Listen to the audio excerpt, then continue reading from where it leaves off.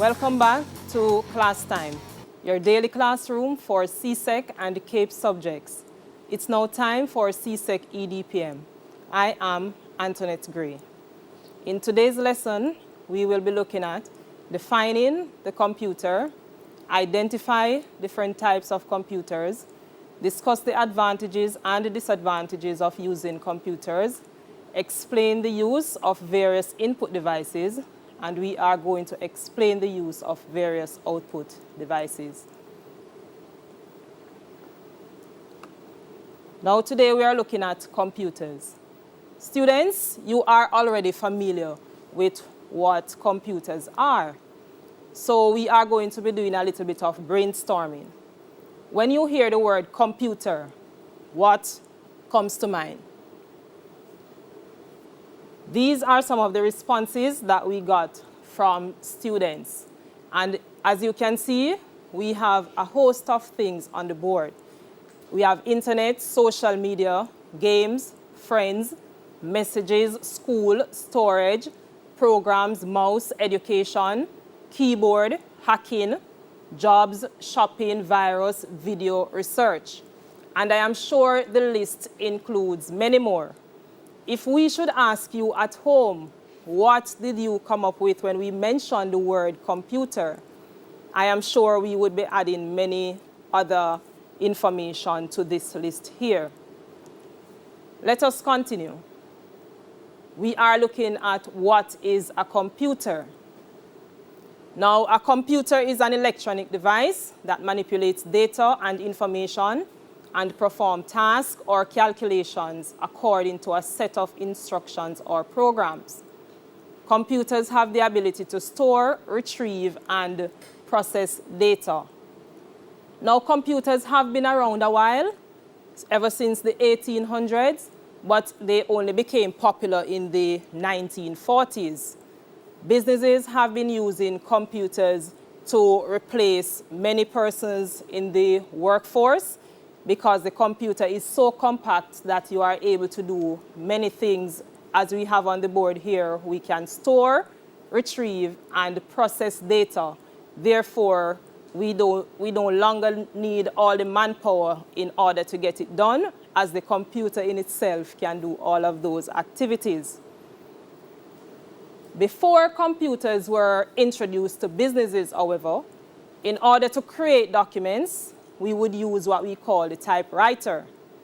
Now, to get the duplicate of a document, when we use the typewriter, if it's a manual typewriter, you would have to type the document and then you photocopy the document.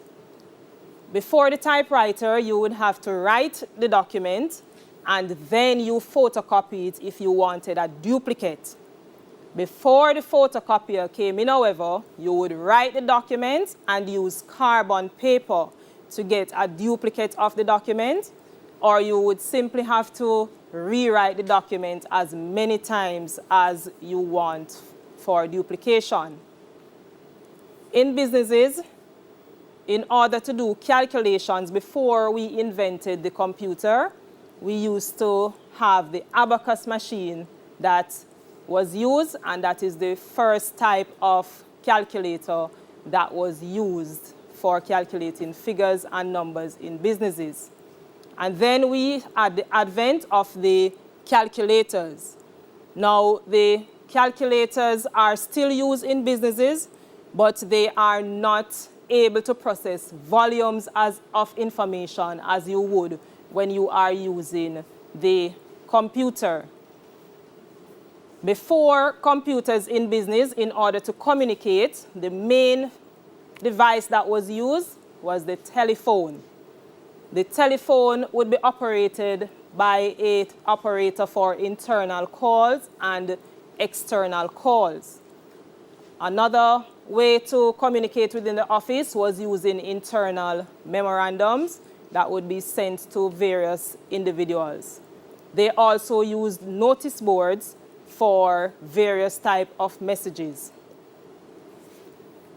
In order to store information before the advent of computers, they would normally use filing cabinets and also folders and they would also use boxes. Businesses are still storing information using these equipments. However, they are not as much as they would before because the computers are taking care of that process. Now, this is what the office storage was like, or is still like for some businesses. We have what we call the filing cabinet there, and we also have a file folder. These information now can be stored on the computer. If you notice, the information is actually going over into the computer by one means or another. Is either you're going to type the information or you're going to scan the information that you already have on paper so that you can store it in the machine. Now, computers have many and varied uses. Organizations and individuals use the computer for different reasons. For EDPM, the main reason for using the computer is to create documents, to do our research, and also to send emails. However, with the interruption now of COVID-19, most of the classes or all of the classes now are being held online, and businesses are also using their communication chat to ensure that they have meetings online. No longer do we have to be in the same room in order to have meetings. We can also browse the web to gain information on products and services, and we can also use the web to do our shopping. Now, we can play games from the internet, or we can download games onto our system so that we can have it to use at our own disposal. We may also shop for items such as audio, video, and we can do photo edit online if we so desire. Listen to music and also solve mathematical problems. So the computer is able to do many things. We can also watch video on the computer and create sounds.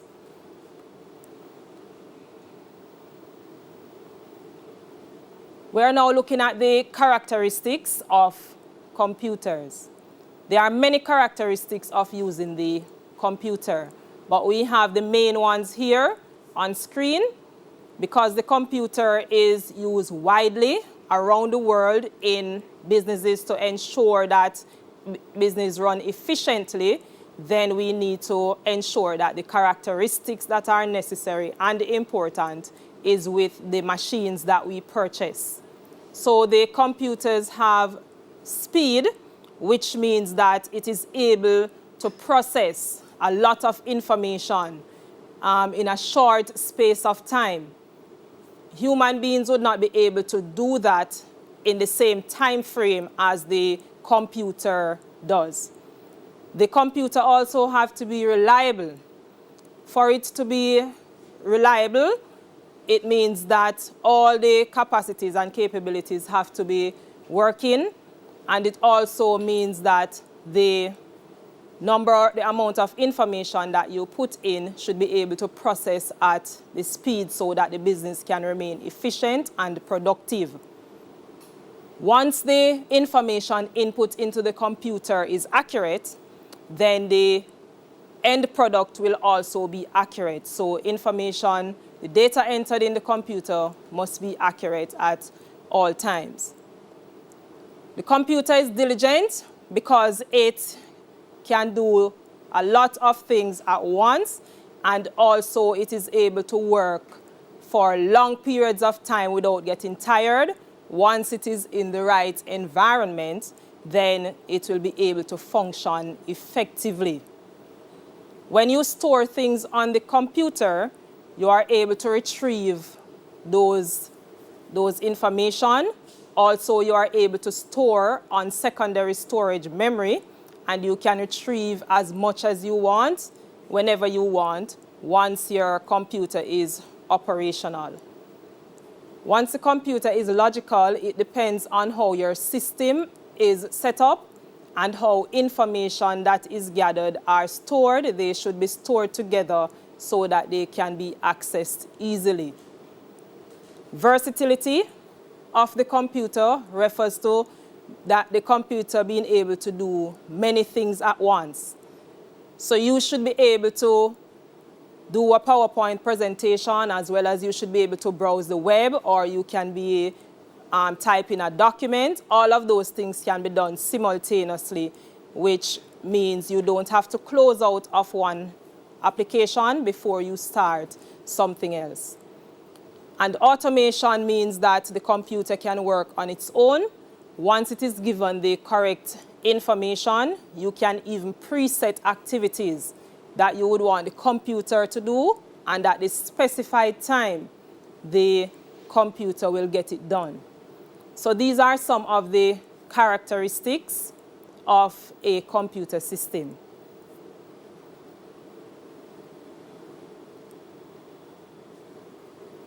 We are now moving on to the components of a computer. Now, everything that you do on the computer, it relies on both hardware and software. One cannot work without the other. Hence, we say that software is a set of instructions that tells a computer exactly what to do.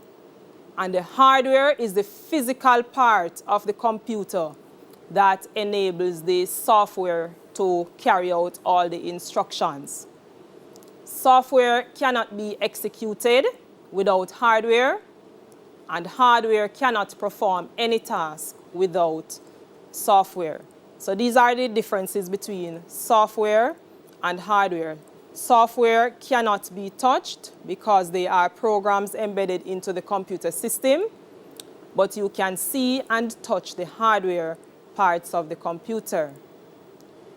Software is debugged in case of a problem. So if you find a problem on your computer system, you can use debugging for the software, but the hardware is repaired in case there is a problem. Software is reinstated if the problem is not resolved. Hardware is replaced if the problem is not resolved. So you can look at what we have here, students, and try to identify the major difference between the hardware and software and how they ensure that the computer operates efficiently and effectively.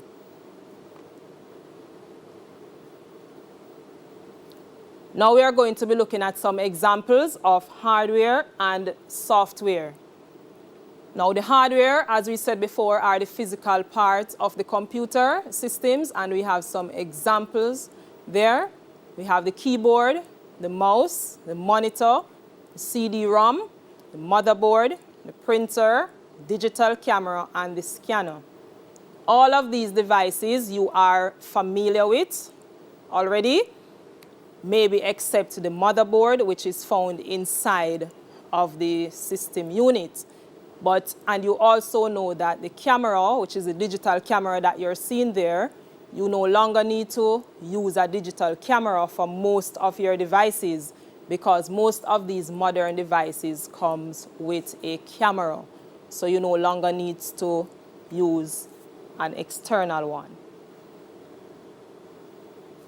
Then we have software, and remember that the software is the application program that ensures that the computer follows the instructions that are given. So these are some of the main applications that I know you are familiar with. We have the Microsoft PowerPoint, which some students are already familiar with. We have Skype, because a lot of students have been logging on to Skype. And the main one that most students are familiar with is Microsoft Word. So these are applications that we will use in order to get activities done on the computer.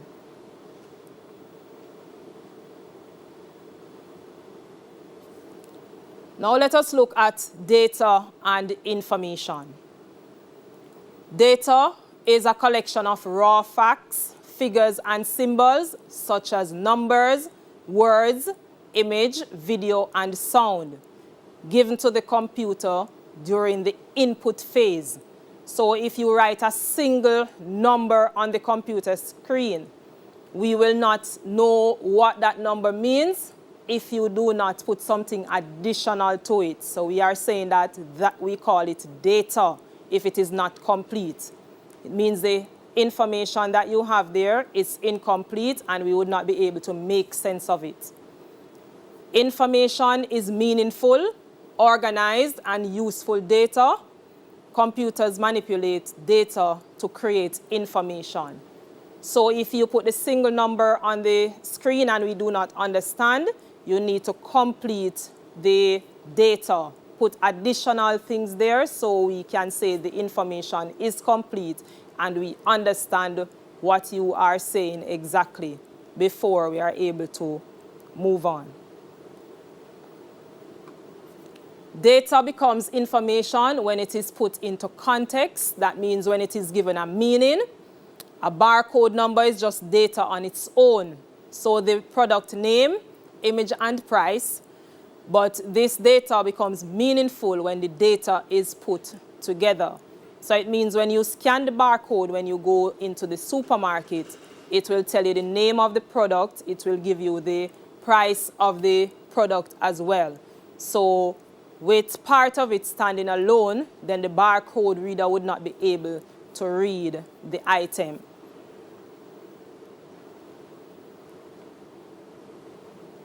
We're moving on to functions of the computer.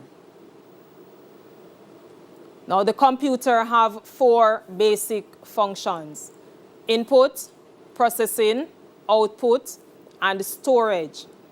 When we input information and data into the machine, we do so using some input devices, and the main ones are the keyboard and the mouse. Now, after the information is inputted, the information is processed into the CPU, and it is processed and then stored if you want it to be stored on the primary storage device, or you can store it on secondary storage devices, such as your CD or your flash drive, or you can output the information using your printer. So this is what the input, storage, and output looks like with the processing. Good?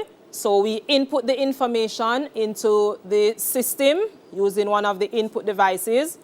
Then the information is processed and stored, or you can output the information on the monitor or the printer. Once the information is seen on the monitor, we call it a soft copy output. So the information that is displayed on the monitor is called a soft copy output, and the information that is printed from the printer, we call it a hard copy output. So if you are looking at the computer screen and you're seeing what you have typed, that is soft copy, but when you actually print the information out, it's called a hard copy.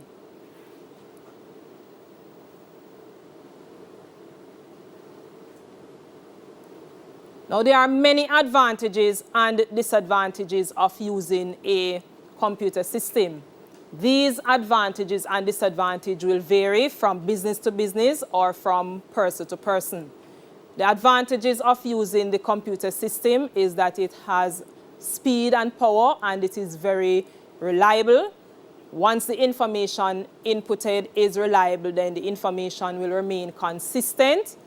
It offers a wide variety of storage, a wide volume of storage, meaning that you can store on the primary memory, which is the RAM, random access memory, or you can store on the secondary storage devices. It helps you, the computer helps you to do communication very frequently and effectively and very fast. So you can communicate with a number of persons very easily using meetings. You can also see the persons that you are having the conversation with, or you can just talk to them as if you are using the telephone.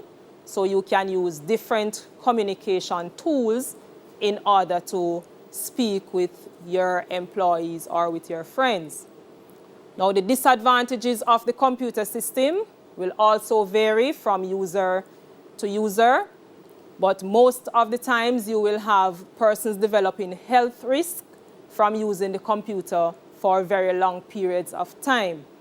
So if you are, let us say our students now are supposed to be using the computer for lessons, we encourage them not to sit at the computer for the entire day. And so we encourage them to take a break. And when you take the break, you move away from the computer system. So you should not be sitting in front of the computer for the entire day. It will cause health risk. Now, the computer, another disadvantage is violation of privacy, because if some persons get into your information, if they get the password to your computer or the password to your email or anything, and they want to be malicious, they can also use the computer to hack into your devices and to do whatever you may not want them to do to your emails. Public safety. So the computer, they are very difficult to dispose of once they are old, and so sometimes you don't know what to do with them, and the persons may just throw them out all over the environment, and this may cause the environment not to look very beautifying. So that is one of the disadvantages of using the computer system. It impacts on the labor force. Lots of workers have lost their jobs because they are unable to use the computer system, or because the job that they are used to doing is no longer available because the computer, using the computer, has changed the way our businesses operate. Good. And also the impact on the environment, same as disposing of the equipment. Some persons don't know how to dispose of the computer equipment once they are not in use. All right, so these are just some of the advantages and disadvantages of using the computer system. So I know we have looked at a lot of things so far, so we are now going to look at a simple review question, which I know that you are familiar with already and that you are able to understand and complete in less than a minute. So we are looking at the computer, the different parts of the computer, and I just want you to identify these parts of the computers that we have here on the system. Are you ready? All right. So number one is identifying the monitor. Did you get that? Yes. So number one is identifying the monitor. What is number two identifying? Number two identifies the system unit. Number three, yes, number three identifies the mouse. Number four is looking at the keyboard. And number five is looking at the printer. So I know you are already familiar with the parts of the computer. So that was just a little refresher for you. Now we are moving on to the types of computers. Now we have different types of computers, and persons will use the different types of computers for different activities. When most people hear the word computer, they think of personal computers such as desktop and laptop. However, computers come in many shapes and sizes, and they perform many different functions on a daily basis. When you withdraw cash from an ATM, scan groceries at the store or use a calculator, you are actually using a type of computer. I know some persons were not aware of that, especially when you are using a calculator. Some persons are not aware that that is a form of computer. Now, there are 4 main types of computers. 1, the supercomputers. Next, mainframe computers, mini computers, and microcomputers. Now we are going to be looking at them individually.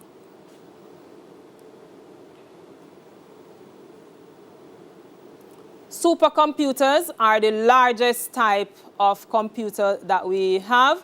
They are very powerful and they can do complex mathematical equations in a short space of time. The supercomputer is very, very fast and it is also very expensive. Most times you will use the supercomputers to be able to predict the weather, or you can use it if you're looking at building military explosives and things like those. So the supercomputer is very complex and it is only used by some organizations, not all. The mainframe computer is very large. It can handle multiple users at the same time, and it also works at a very fast pace. But the mainframe computer is smaller than the supercomputer, and also it is used by many business organizations. It performs at top speed with multiple users able to use it at the same time. Mini computers are smaller than mainframe computers. Mini computers are sometimes referred to as mid-range computers. They are also very fast, but not as fast as the mainframe and the supercomputer. However, they are relatively cheaper than those 2 mentioned before. They can handle a lot of processing speed at once, and they are also equipped to do lots of activities as well.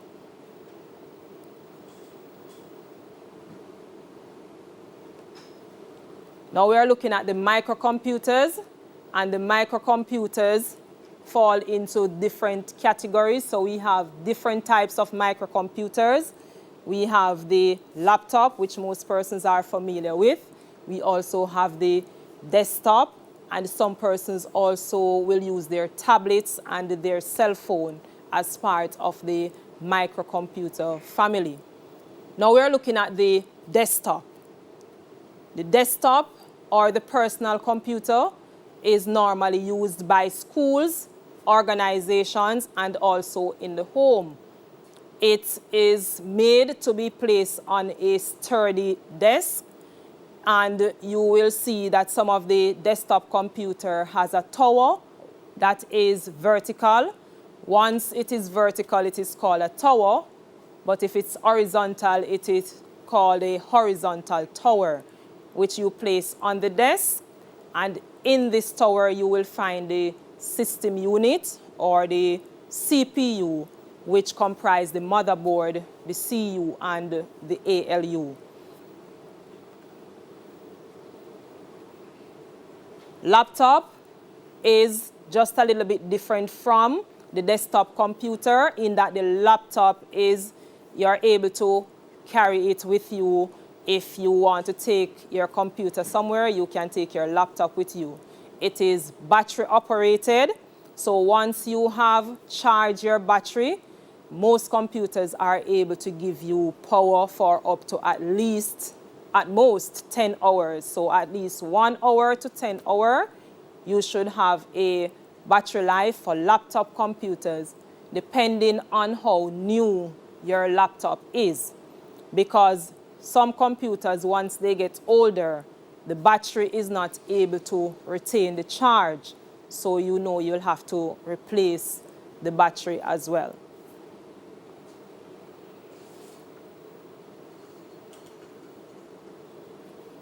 Now we are looking at the tablet computer, and most students are familiar with the tablet because they find it very easy to take from one location to the next. So instead of walking with their heavy laptop, because some of the laptops are very heavy, some students prefer, and even other individuals prefer, to use the tablet because the tablet is more portable than the laptop computer. You can find all of the same features that you'll find on your laptop and the desktop. It's also found on the tablet as well.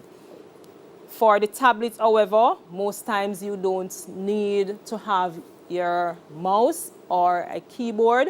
You can just use the touch-sensitive screen that is available, or some computers. Some tablets will have what we call a sensor.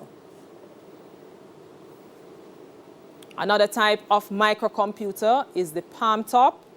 So some business organizers and even other persons will use their palm top to store information such as addresses and telephone numbers. So the palm top is even smaller than the tablet, very portable.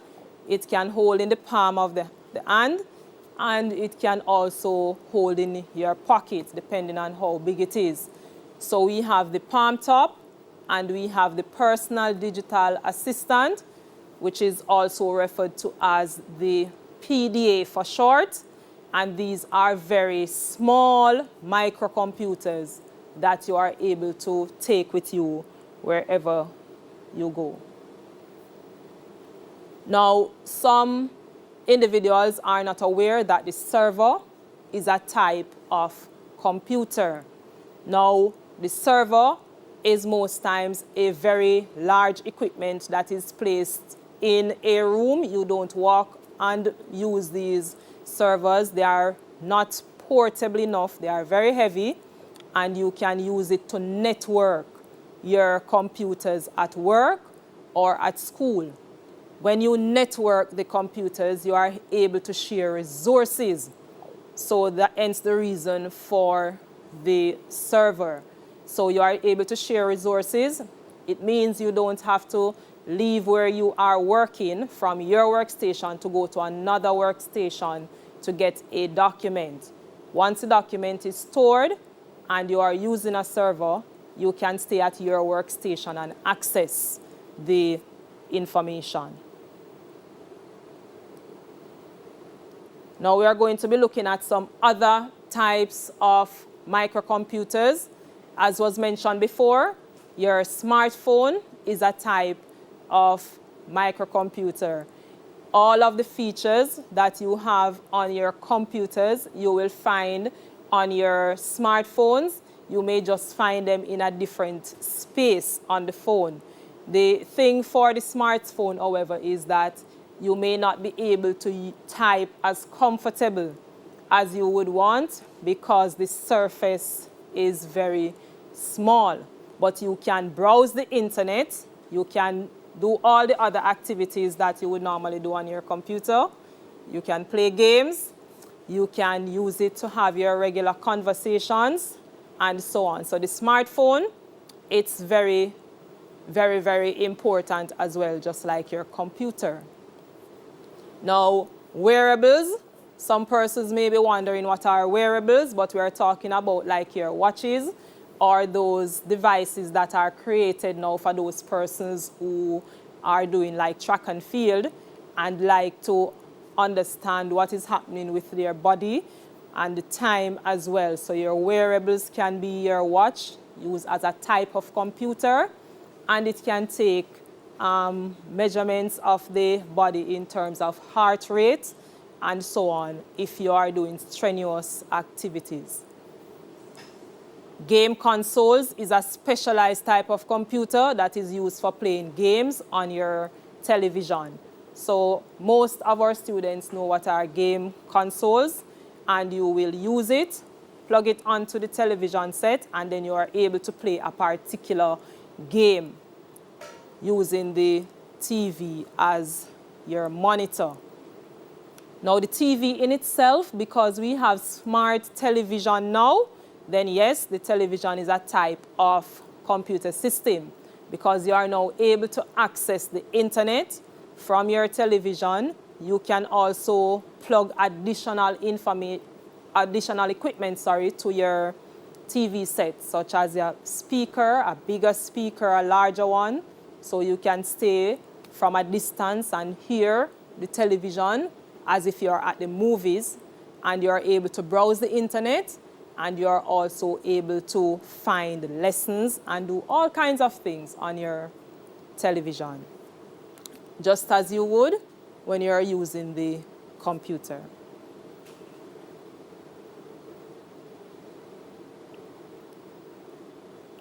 Now we are looking at input devices. Now the input devices sends information to the computer system for processing, and output devices reproduces the display of what you will see on your monitor. Now we have many different input devices, and as was mentioned before, the main ones are the keyboard and the mouse. So we will be looking at the input devices and looking at the output devices, because there are times when the students, yes, you mixed up the input device with the output device. But remember, they are used for different activities. So the input devices are shared on the screen now. We have keyboard, the mouse, light pen, microphone, scanners, digital cameras, PC cameras, light pen, joystick, barcode reader, trackball, sensors, sound card, magnetic strip reader, video digitizer, and the touchpad. Now students, I know that some of you are wondering what some of these input devices are used for. So what we are going to be doing is we are going to ask that you choose the 5 devices on the screen, 5 input devices on the screen that you are not familiar with, not the regular ones, the 5 input devices that you are not familiar with. And for your homework, you are going to identify the uses of these 5 input devices, and you are also going to ensure that you get a picture of what the input devices are used for and what they look like, right? So these are the input devices that we are going to be looking at. And this is where we will stop for today.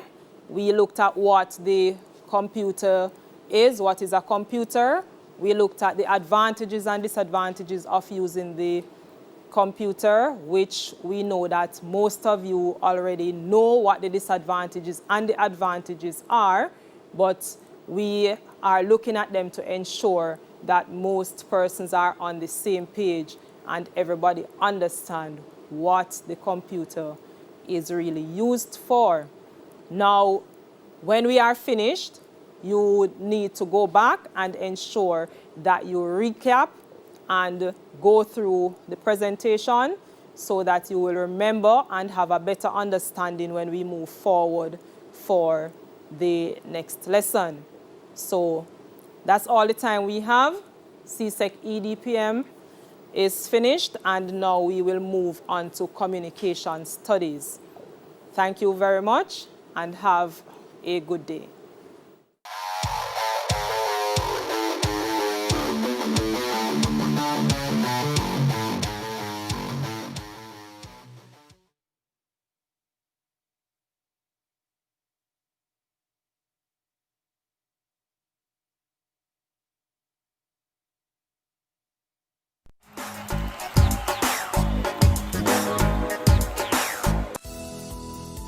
Reduce your risk of viral illnesses like the flu and coronavirus. Wash your hands frequently with soap and water. Cover your nose and mouth when coughing with a tissue and dispose of it. Avoid close contact with anyone with a cold or flu-like symptoms. If you become ill, please visit your doctor or the nearest health center and share your travel history. The flu and coronavirus can kill. Let's protect each other. A message from the Ministry of Health and Wellness. Hi there, I'm Simon Preston from TVJ. Thank